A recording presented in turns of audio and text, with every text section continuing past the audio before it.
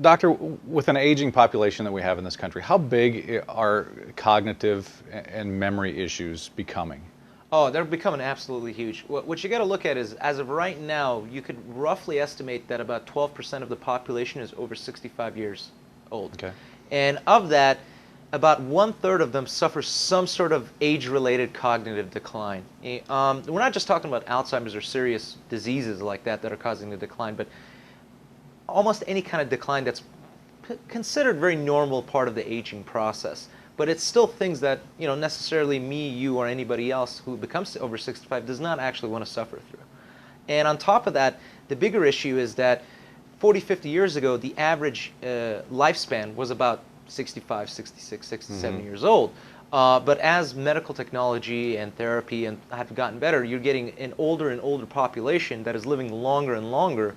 And while we are much better at keeping people alive for a longer period of time, we're not better at necessarily improving their quality of life. Right. And one of the real issues that is becoming is that because the medical technology is able to keep these people living longer, you're now seeing more and more people suffer through these age-related cognitive declines just because that part of the medical science hasn't really caught up.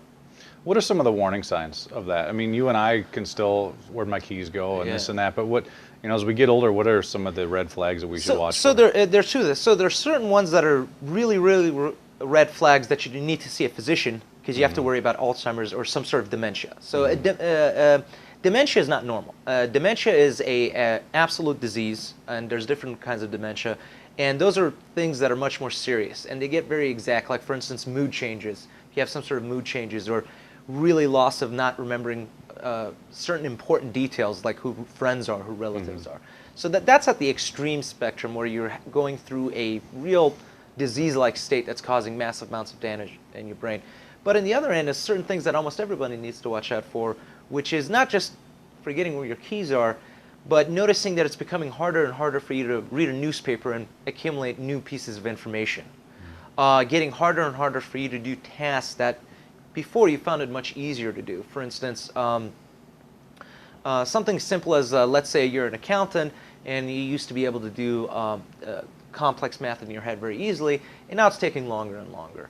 Or even forgetting little pieces of detail, like forgetting what you were supposed to do, noticing that you have to write down way more information than you used to. So those are all considered, what medical comes normal age-related cognitive decline, but those are still things we need to be watch out for, because while they may be part of the aging process, they're not necessarily things that a person wants to go through because they're decreasing their quality of life.